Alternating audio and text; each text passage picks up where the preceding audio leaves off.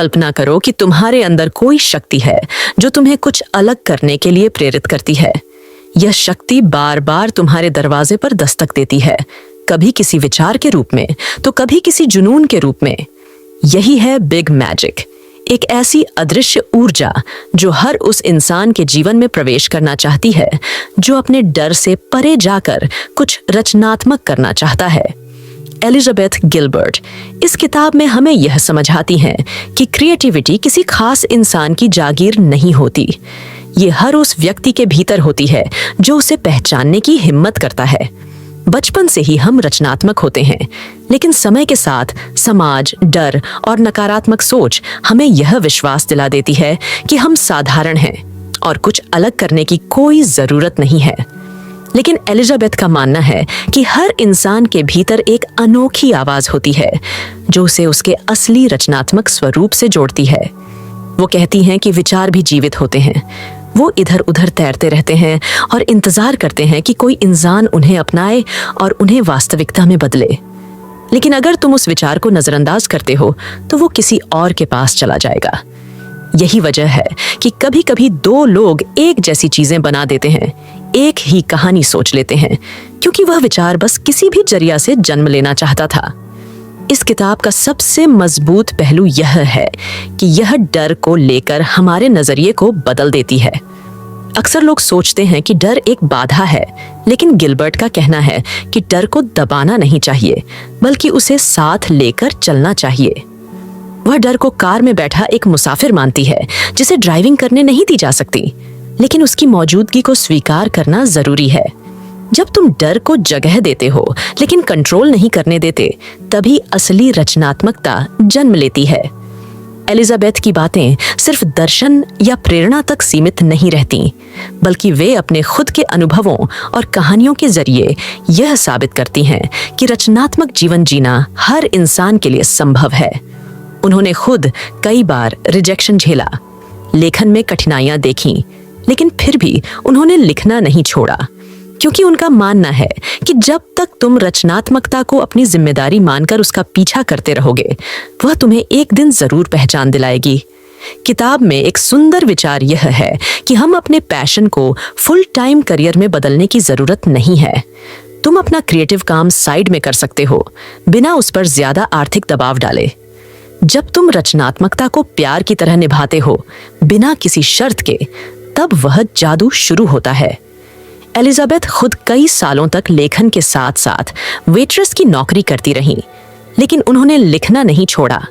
वह कहती हैं कि जब हम किसी प्रोजेक्ट पर काम करते हैं तो हमें यह जरूरी नहीं समझना चाहिए कि वह परफेक्ट हो। क्रिएटिविटी में परफेक्शन एक भ्रम है। असली बात यह है कि तुमने अपने अंदर के विचार को बाहर निकाला।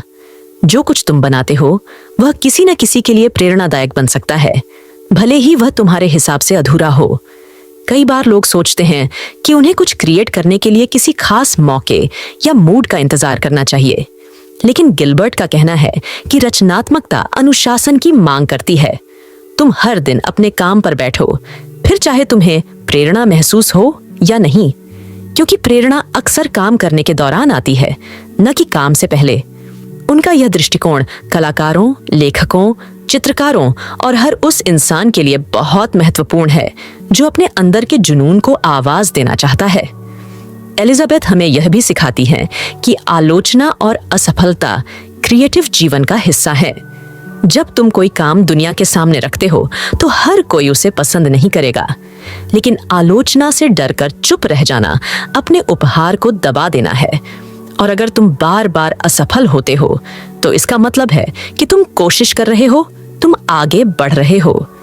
कई लोग यह सोचते हैं कि रचनात्मकता का मतलब हमेशा कुछ नया और अनोखा बनाना है, लेकिन बिग मैजिक हमें सिखाती है कि मौलिकता से ज्यादा जरूरी है सच्चाई। अगर तुम अपनी बात को ईमानदारी से रखते हो तो वह लोगों के दिलों तक पहुंचती है। कभी कभी हमें ऐसा भी महसूस होता है कि जो कुछ हम बनाना चाहते हैं वह पहले ही किसी और ने बना लिया है, लेकिन गिलबर्ट कहती हैं कि यह कोई मायने नहीं रखता। तुम्हारा नजरिया, तुम्हारी आवाज, तुम्हारी शैली, ये सब किसी और से अलग हैं। वही चीज तुम्हें खास बनाती है। इस किताब में एक बहुत ही प्यारा संदेश यह भी है कि अगर तुम अपने अंदर के कलाकार को पहचानते हो तो जीवन का हर अनुभव, चाहे वह अच्छा हो या बुरा, तुम्हारे काम का हिस्सा बन जाता है। एक कलाकार हर स्थिति से कुछ सीख सकता है, उसे अपने काम में ढाल सकता है। कभी कभी हम सोचते हैं कि अगर हम अपने काम में सर्वश्रेष्ठ नहीं हैं, तो हमें वह काम नहीं करना चाहिए। लेकिन एलिजाबेथ कहती हैं कि रचनात्मकता का मकसद खुद को साबित करना नहीं, बल्कि खुद को महसूस करना है। ये एक तरह का प्रेम है जिसे तुम खुद के लिए निभाते हो। किताब के अंत तक आते आते यह स्पष्ट हो जाता है कि बिग मैजिक किसी रहस्य की कहानी नहीं, बल्कि आत्मा से जुड़ने की यात्रा है। यह हमें याद दिलाती है कि रचनात्मक जीवन जीना साहस की मांग करता है, लेकिन जब तुम यह साहस जुटा लेते हो तो तुम्हारे जीवन में जादू शुरू हो जाता है। जब तुम अपने विचारों को, अपने जुनून को, अपनी अभिव्यक्ति को दुनिया के सामने रखने की हिम्मत करते हो, तो तुम अपने आप को पूरी तरह जीते हो। और यही है असली सफलता, खुद को पूरी तरह महसूस करना, खुद के प्रति ईमानदार रहना और उस जादू को अपनाना जो रचनात्मकता के जरिए हमारे जीवन में आता है। जब भी हम किसी नई चीज की शुरुआत करते हैं तो भीतर से एक आवाज उठती है, क्या तुम सच में ये कर सकते हो? एलिजाबेथ गिलबर्ट इसे क्रिएटिव आत्मसंदेह कहती हैं। यह वह भावना है जो हमें बार बार खुद पर शक करने को मजबूर करती है, लेकिन वह कहती हैं कि यह भावना हर कलाकार के भीतर होती है, चाहे वह कितना ही अनुभवी क्यों ना हो। फर्क सिर्फ इतना है कि कुछ लोग इस डर के बावजूद आगे बढ़ते हैं और कुछ लोग इसी मोड़ पर रुक जाते हैं। एलिजाबेथ हमें सिखाती है कि आत्मसंदेह कोई दुश्मन नहीं, बल्कि एक संकेतक है कि तुम एक सच्ची और चुनौतीपूर्ण दिशा में जा रहे हो। जब तुम किसी काम में अपना पूरा दिल लगाते हो तो वह तुम्हें डरा भी सकता है, लेकिन यही डर इस बात का प्रमाण है कि वह काम तुम्हारे लिए कितना मायने रखता है। कई बार हम सोचते हैं कि अगर हमें किसी काम में असफलता मिलती है तो इसका मतलब है कि वह हमारे लिए नहीं था, लेकिन लेखक हमें यह समझाती हैं कि असफलता क्रिएटिव जीवन का हिस्सा है और उससे भागने की बजाय हमें उसे गले लगाना चाहिए। हर असफलता एक नया सबक है, एक नया मोड़ है जो हमें और बेहतर बनाने आता है। वह कहती हैं कि जब भी कोई व्यक्ति रचनात्मक कार्य करता है तो उसे इस बात की तैयारी करनी चाहिए कि वह अपनी रचना को दुनिया के सामने पेश करेगा और दुनिया उसे अपने ही तरीके से देखेगी। कुछ लोग उसकी तारीफ करेंगे, कुछ आलोचना करेंगे और कुछ उसे नजरअंदाज भी कर देंगे, लेकिन इन प्रतिक्रियाओं का कंट्रोल हमारे हाथ में नहीं होता। हमारे हाथ में सिर्फ एक ही चीज होती है, रचना करना। गिलबर्ट हमें यह भी सिखाती हैं कि हर रचनात्मक यात्रा को एक पवित्र जिम्मेदारी की तरह निभाया जाना चाहिए, लेकिन उसे गंभीरता का बोझ नहीं बनाना चाहिए। जब हम किसी विचार या प्रोजेक्ट को ज्यादा गंभीरता से लेने लगते हैं तो हम उसकी सहजता को खो देते हैं। इसीलिए वह कहती हैं कि अपने काम के साथ खेलो, उसे खोजो, उसे जियो, लेकिन उसे पूजा मत बनाओ। कई बार ऐसा होता है कि हम जो बना रहे हैं वह हमें खुद ही बेकार लगने लगता है। हम उसे अधूरा, कमजोर या गैर जरूरी समझते हैं, लेकिन एलिजाबेथ कहती हैं कि यही वह वक्त होता है जब तुम्हें धैर्य और हिम्मत की सबसे ज्यादा जरूरत होती है, क्योंकि रचनात्मकता कोई सीधा रास्ता नहीं है, बल्कि यह एक भूल भुलैया है जिसमें कई बार तुम रास्ता खो देते हो, लेकिन अगर तुम चलते रहते हो तो एक दिन तुम बाहर निकलते हो।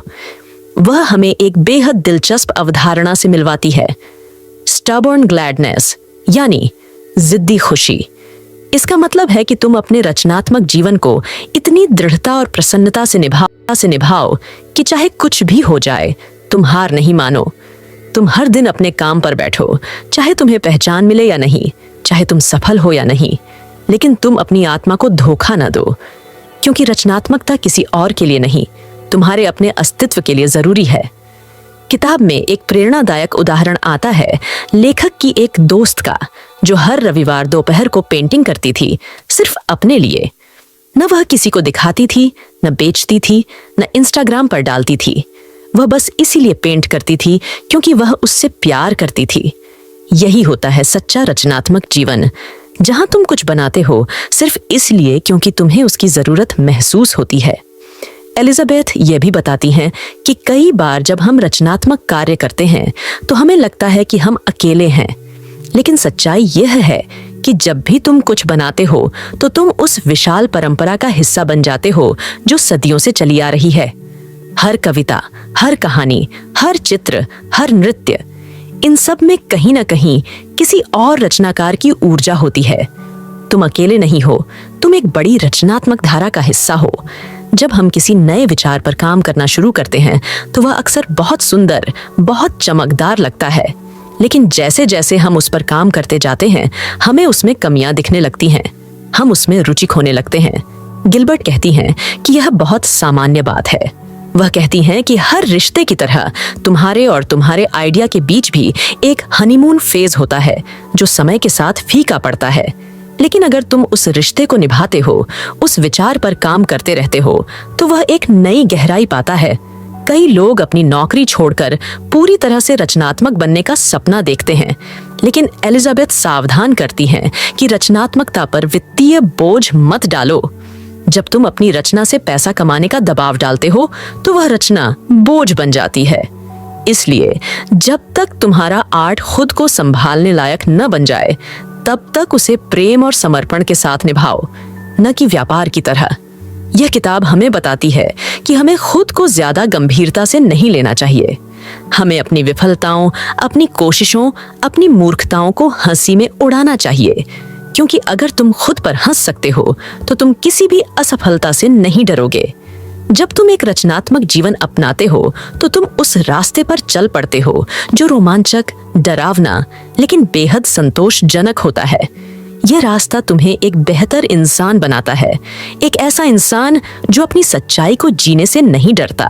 जब किताब अपने अंतिम हिस्से में पहुंचती है तो एलिजाबेथ गिलबर्ट हमें यह एहसास कराती है कि रचनात्मकता केवल कला बनाने तक सीमित नहीं है, यह जीवन जीने का एक तरीका है। जब तुम रचनात्मक बनते हो तो तुम साहस चुनते हो, तुम डर के सामने खड़े होते हो और कहते हो, मैं फिर भी करूंगा। यही बिग मैजिक है। एलिजाबेथ इस हिस्से में डिवाइन परसिस्टेंस यानी दिव्य जिद का जिक्र करती है। वह कहती हैं कि जब तुम लगातार अपने काम में लगे रहते हो, तब कहीं जाकर सृष्टि तुम्हारे रास्ते में जादू भेजती है। तुम लगातार किसी विचार, किसी लक्ष्य, किसी रचना को अपनी ऊर्जा देते हो तो वह ऊर्जा तुम्हारे लिए दरवाजे खोलती है। रचनात्मकता सिर्फ एक बार का चमत्कार नहीं, बल्कि रोज किया जाने वाला समर्पण है। वह यह भी बताती हैं कि किसी भी कलाकार के लिए यह बेहद जरूरी होता है कि वह अपने काम के साथ एक गहरा, निजी रिश्ता बनाए। तुम्हारा काम तुम्हारा प्रेमी हो सकता है, तुम्हारा साथी हो सकता है, तुम्हारा प्रतिबिंब हो सकता है, लेकिन वह तभी फलता फूलता है जब तुम उसे समय, ध्यान और आदर देते हो। जैसे किसी रिश्ते में समर्पण जरूरी है, वैसे ही रचना में भी लगाव जरूरी है। गिलबर्ट एक बेहद जरूरी बात कहती हैं, don't strive to be original, strive to be authentic. यानी मौलिक बनने की चिंता मत करो, सच्चे बनो। हर चीज पहले ही बनाई जा चुकी है, लेकिन अगर तुम अपनी सच्चाई के साथ कोई चीज बनाते हो तो वह अपने आप में अनोखी होगी। यह किताब हमें सिखाती है कि तुम्हारा अनुभव, तुम्हारी दृष्टि, तुम्हारी आवाज, यही तुम्हारी असली ताकत है। और अगर तुम उसे बिना शर्म, बिना डर के व्यक्त करते हो तो वही बिग मैजिक है। लेखिका हमें यह भी समझाती है कि done is better than good. कई बार हम किसी चीज को इतना परफेक्ट बनाना चाहते हैं कि हम उसे कभी पूरा ही नहीं कर पाते, लेकिन सच्चाई यह है कि रचना का अस्तित्व परफेक्शन से कहीं ज्यादा जरूरी है। तुम्हारा काम चाहे अधूरा हो, कमजोर हो, लेकिन अगर वह पूरा हुआ है तो वह दुनिया में अपनी जगह बना सकता है। वह कहती हैं कि तुम अपनी रचना को इस उम्मीद से मत बनाओ कि वह तुम्हें अमीर बनाएगी, प्रसिद्ध बनाएगी या दुनिया बदल देगी, बल्कि इसीलिए बनाओ क्योंकि यह तुम्हारी आत्मा की जरूरत है। हर इंसान के भीतर एक चिंगारी होती है जो उसे कुछ नया रचने के लिए प्रेरित करती है, और जब तुम उस चिंगारी को अनदेखा करते हो तो तुम्हारा जीवन धीरे धीरे अपनी चमक खोने लगता है। एलिजाबेथ हमें यह भी बताती हैं कि इंस्पिरेशन कोई स्थायी मेहमान नहीं होती, वह एक पल के लिए आती है और अगर तुम उसे पकड़ लेते हो तो वह तुम्हारा साथ देती है, लेकिन अगर तुम उसे अनदेखा कर देते हो तो वह किसी और के पास चली जाती है। इसलिए जब भी तुम्हें कोई विचार आए तो उसे पूरी गंभीरता और सम्मान के साथ पकड़ो, उस पर काम करो, उसे आकार दो। यही है रचनात्मक जिम्मेदारी। किताब के अंत में गिलबर्ट हमें यह समझाती हैं कि रचनात्मक जीवन कोई ट्रॉफी जीतने का खेल नहीं है। यह एक अंतहीन प्रक्रिया है, एक यात्रा जो तुम्हें अपने भीतर की गहराइयों से मिलाती है। जब तुम रचना करते हो तो तुम सिर्फ एक चीज नहीं बनाते, तुम खुद को बनाते हो। तुम अपने डर को जीतते हो, अपनी सीमाओं को पार करते हो और अपने जीवन को एक नई ऊंचाई पर ले जाते हो।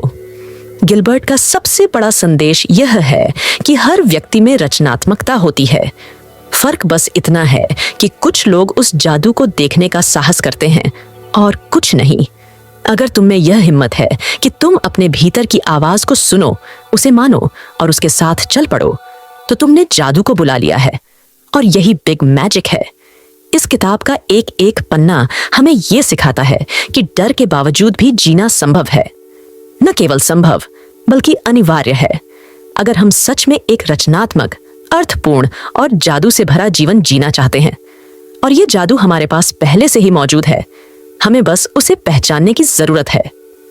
तो दोस्तों, ये थी बिग मैजिक किताब की पूरी कहानी। एक ऐसी प्रेरणादायक यात्रा जो हमें सिखाती है कि रचनात्मकता कोई गिफ्ट नहीं बल्कि रोज किया जाने वाला साहसिक चुनाव है। अगर आप भी अपनी जिंदगी में जादू महसूस करना चाहते हैं तो खुद को व्यक्त करने से मत डरिए। अपने विचारों को आकार दीजिए और उस चिंगारी को कभी बुझने मत दीजिए। अगर आपको ये वीडियो पसंद आया हो तो चैनल को जरूर सब्सक्राइब करें और कमेंट करके बताएं कि किताब का कौन सा हिस्सा आपके दिल को छू गया। मिलते हैं अगली किताब की जादुई यात्रा में। ये था समरी जंक्शन, जहां किताबें बोलती हैं।